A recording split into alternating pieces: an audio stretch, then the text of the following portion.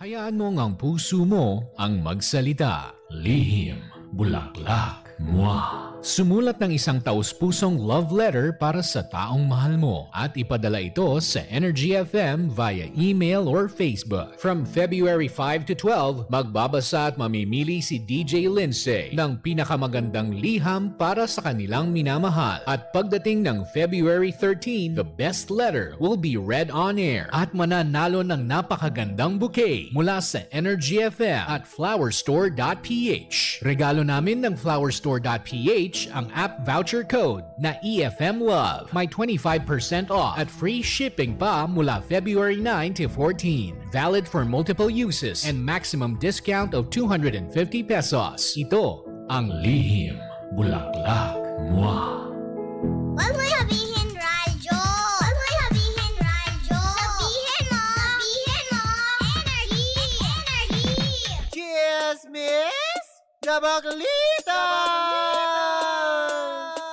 With Tita Cora and Kapitana Sisa. We are number 1 ang 6.7 Energy FM. Panggawag mong sabihin na radyo, sabihin mo Energy. Sa magandang umaga mga pangga na nakakaloka to the highest level. Happy Tuesday morning sa inyong lahat at February 10 ng bonggang-bongga sa mga nagba-birthday ngayon. Happy birthday and of course kay Boss Abet. Happy birthday, diba? Na nakakaloka. Pagbatiyan mula sa iyong BDO family. O, diba? Na nakakaloka. Hello po sa inyong lahat dyan, NCR family. Hello po sa inyong lahat ng bonggang-bongga. Anyways, naku mga pangga, kung meron kayong mga gustong ipadala ng mga mensahe, pa rin yung ipadala yan through our text line 0945-367-8792. Nakakaloka. Good morning pa rin po sa inyong lahat. At syempre sa ating mga pangga, nakabubukas pa lamang na kanilang mga radyo. Ako po si Kapitana Sisa sa ngalan ng aking partner na si Tita Cora. Ito ang Baklita sa Woo! Hello po sa inyong lahat dyan ng bonggang-bongga. Kamusta naman ang inyong umaga? Nakakaloka. Yung mga nalita naman ang gising at tumawag na naman sa kanila mga boss. Boss, sick leave. Pero totoo na tanghali ng gising. May mga ganong moments, 'di ba? Tapos may mga moments din talaga na nakakaloka, 'di ba? Yung minsan pag linggo, nararanasan ako ilang beses na 'yan. Yung linggo, nataranta talaga akong tumayo ng bongga. Tapos bigla ako nagkukumahog pumunta ng CR. Tapos pagdating ng CR, marirealize mo, anong araw ngayon? Linggo pala. Oh my gosh. Kung kailan ang sarap-sarap ng tulog mo. Nangyayari ba yan sa inyo? Diba? Anyways, nako mga pangga, marami tayong pag-uusapan para sa araw na ito. At talaga nga naman, hitig sa bunga ang ating mga balitaktakan. Diba? Para sa araw na ito. At good morning pa rin po, Metro and Mega Manila sa mga nanonood via our digital platforms on Facebook, TikTok, and of course, sa ating mga team replays on YouTube channel. Ayan, hello po sa inyong lahat. Sama kayong panig ng Pilipinas at ng mundo. Hello Philippines and hello world. Ganun yun. Diba? Nagmo-multitask tayo habang tayo ay naka-attend sa webinar, diba? Para sa mga MTR deputies yan ng MTRCB. O, diba? Kaya ako lingon na lingon. Anyways, ako mga bangga, ito ng ating first Baklaitas! Naku nga naman, talaga nga naman, hanggang ngayon ay hindi pa rin talaga natitinag at natitigil ang usapin kung ano nga ba talaga ang tunay na pagkakadahilan ng pagbe-breakdown ni Mark Heras on social media kamakailan lamang.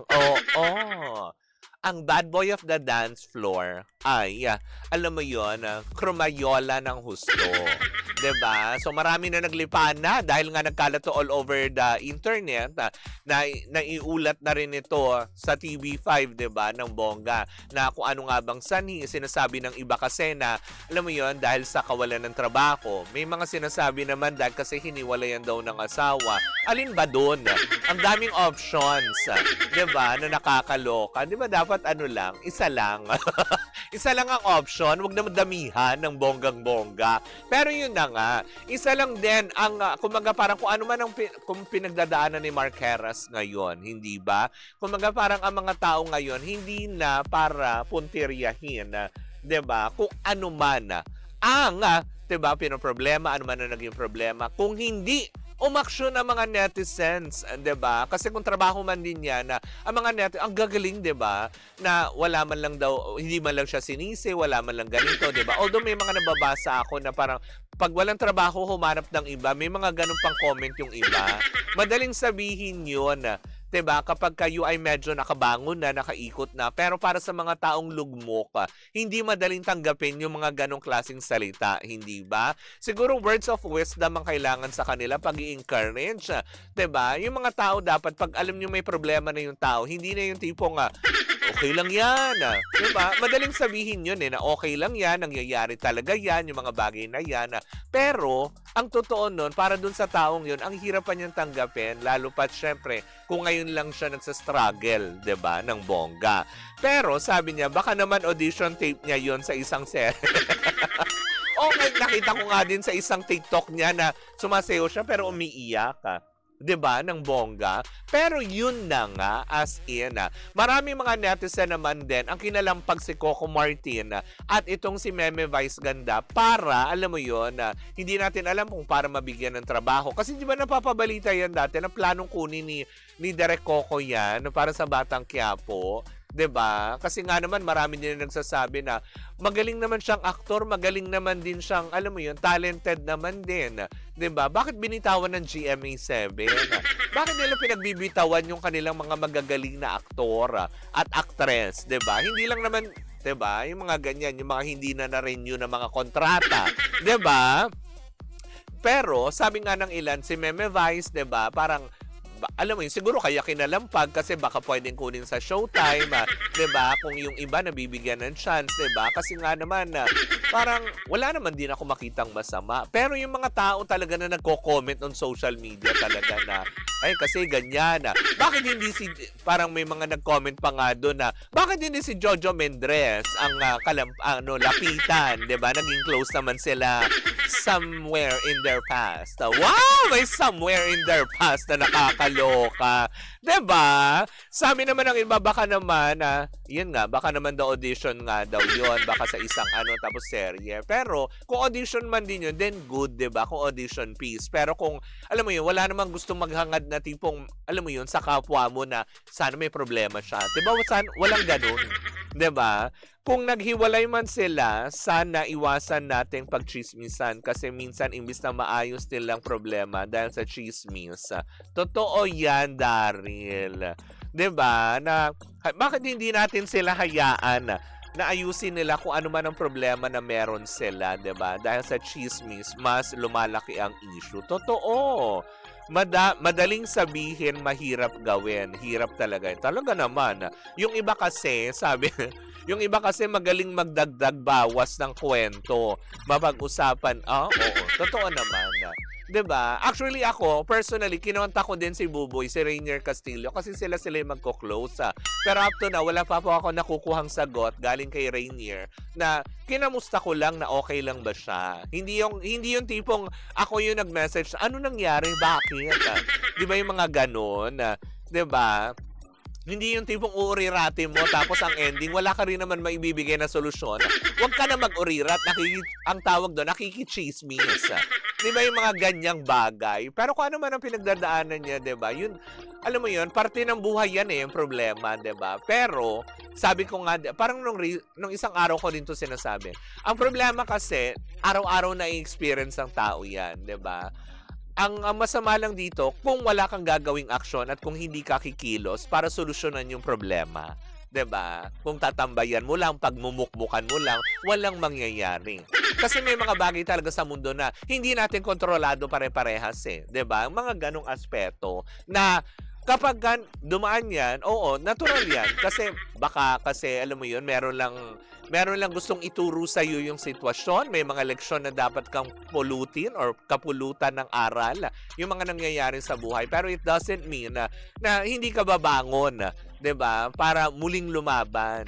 'Di ba? Sabi nga ni Meme, 'di ba? Okay lang na magpahinga ka, okay lang na umiyak ka, okay lang na masaktan ka, pero ang importante, babangon ka ulit lalaban, 'di ba? Normal naman sa tao 'yan na masaktan. Kung ano man ang pinagdadaanan ni Marqueras kasi hodang kung ito ay for publicity lamang dahil sa kung ano man, 'di ba?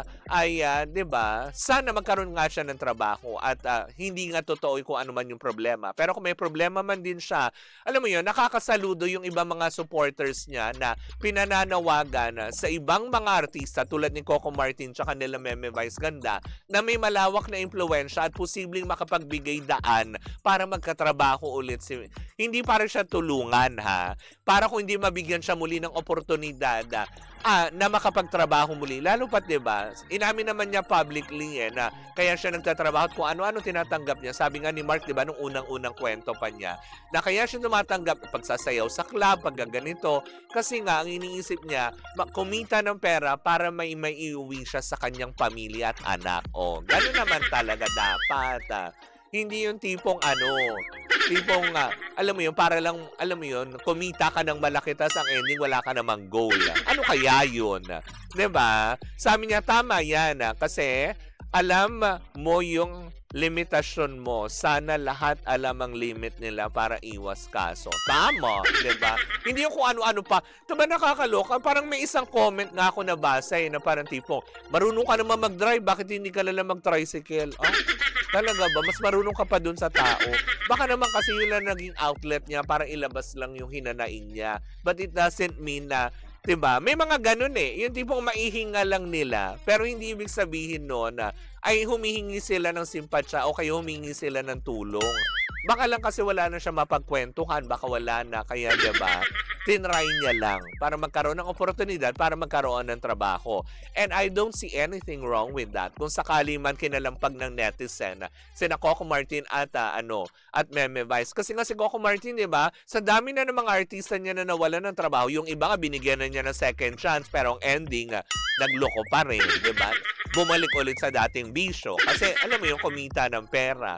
Pero yung mga ganito katulad ni Marqueras, kung sakaling man din, syempre alam pamilyadong tao, para sa pamilya, yung gagawin niyang trabaho at kikitain.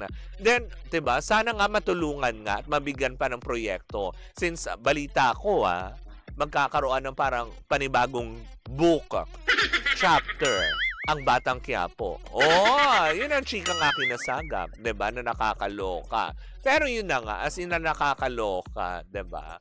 Pero yun pagdasal pa rin natin na sana kung ano man, personal man yan, o kaya kung talagang may kinalaman sa trabaho, pagdasal pa rin natin yung tao na sana, alam mo yun, makabangon siyang muli at alam mo yun, malagpasan niya kung ano man ang problema na pinagdaraanan niya ngayon, diba? Sabi nga nila, diba, hindi mo nasisipain yung taong nakadapa na at hindi mo rin pagtatawanan dahil bilog ang mundo. 'Di ba? Kumaga parang buhay ay parang gulong. Maaring ngayon nasa ibabaw ka. Bukas, pag nasa ibabaw ka, wala kang ibang pwedeng daanan at puntahan kung hindi pa baba. Ang mga nasa baba, wala kang ibang pwedeng puntahan kung hindi paakyat. 'Di ba? Baka magkapalit ng sitwasyon, 'di ba? Lalo pat yung mga kumukutya kay Mark ngayon. 'Di ba? Pero marami naman daw ang tumutulong. Marami nagpahatid ng mga mensahe na paggabay kung makakausap. Parang marami nag-extend lalong-lalo na sa showbiz, 'di ba? Ganoon naman talaga, 'di ba? Tulungan ang mga dapat tulungan. Yung mga hindi, 'di ba? Gabayan natin na turuan ng leksyon. Hindi yung para sila ay talikuran, kung hindi para turuan silang lumaban sa buhay. Amen? 'Di ba? Hindi. Totoo naman kasi yun, 'di ba? Na nakakaloka. But anyways, 'di ba? Nandiyan naman si Sir Jojo. Malay mo naman din, 'di ba? Hindi naman din siya basta tatalikuran ng tao dahil may pinagsamahan naman din sila kahit papaano. Sabi nga nila, 'di ba? Kahit yung tao nagkamali sa iyo, basta nakikita mong alam mo yun, may pinagdadaanan, 'di ba? Tutulong at tutulong ka, 'di ba? Ng bongga. Sana nga gano'n na mangyari. Anyways, nako, 'di ba? Kung kayo ay nanood sa live ko kagabi sa TikTok, 'di ba? Habang kumakain ako ng dinner na may ulam na tinola, 'di ba? Meron ako na ichika patungkol dito sa magjowang celebrity. Oo, 'di ba? Na inaakala natin na alam mo 'yun, happily sila together. Pero ang totoo daw pala ay hiwalay na sila pero ayaw lang nila i-publicize. Well, kung sino man yan, sama-sama natin ba katutukan yan sa pagbabalik ng Baklita sa Woo Woo Woo Woo! At syempre, ako pa rin po si Kapitana Sisa. Sa ngalan pa rin po ng aking partner, si Tita Cora. Tuloy-tuloy pa rin po ang ating tugtugan. Syempre, dito po lamang yan sa number 106.7 Energy FM. Pangga, wag mong sabihin radyo, sabihin mo, energy!